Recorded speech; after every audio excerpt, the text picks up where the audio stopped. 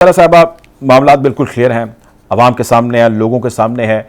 Farooq H Naik जो कि represent कर रहे थे सुप्रीम कोर्ट के सामने, उन्होंने पहले टाइम बारगेन कुछ किया, 27 तारीख तक अदालत ने केस को डेफर किया। कल इसके ऊपर सुनवाई होनी है।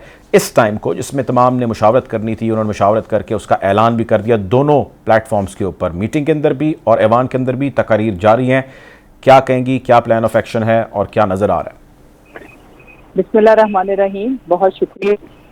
देखिए, अगर आप पीडीएम का और ये जो so called imported prime minister है उसका बयानिया सुने तो वो जो कह रहे हैं, जरा इस चीज को समझें कि इलेक्शन अपने वक्त पे होगा। तो मैं उनको बताना चाहती हूँ कि जो केपी असेंबली और जो पंजाब असेंबली के लिए जो इलेक्शन है उसका वक्त 90 डेज है। इनकी इतला के लिए अर्ज है, ये अपने पास से कोई इस्लाहात ना निकालें। आईन और कानून में कोई गुंजाइश अगर है तो वो सामने लेके आए।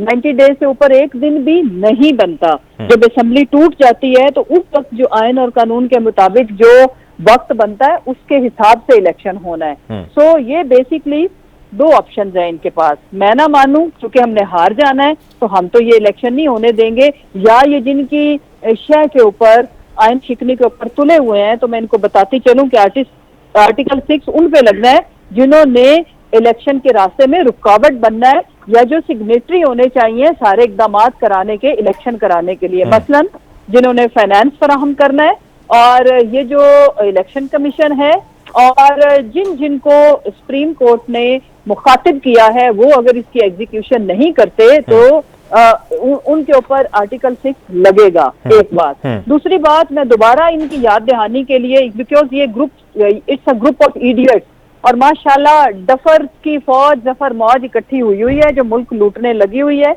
मसलन ये जो 90 रुकना जो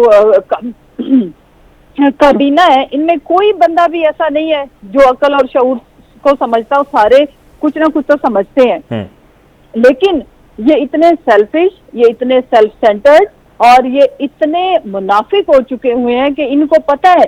आप इन्हीं के भाई की इनको जरा वो तकारीर सुनाएं जिसमें वो कहते थे 90 डेज से ऊपर एक लम्हा भी नहीं, एक सेकंड भी नहीं, और एक्चुअली वो बात उस वक्त सही कर रहे थे कि आयन और कानून में इसकी कोई गुंजाइश है ही नहीं।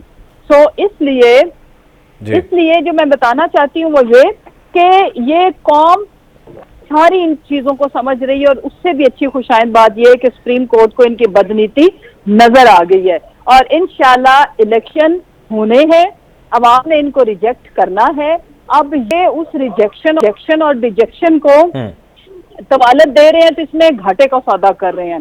इस तरह ये कभी भी देखें, हम एक कम्युनिटी हैं, पॉलिटिशियन और पार्लियामेंटेरियन, और हमारा जो, अगर हम ये इसी के मुतरादिफ है, ठीक है इलेक्शन हार जाना कोई बड़ी बात नहीं है, लेकिन ये तो अपने सारे जमहूरी लोग, ये तो अपने पांव के ऊपर कुल्हाड़ी मारने के बराबर है कि ये कैसे जमहूरी लोग हैं जो खुद आयन की, जमहूरियत की नफी कर रहे हैं, जो इलेक्शन ना होने को इनकरेज कर रहे हैं। So it's never ending story. इनको पता होना चाहिए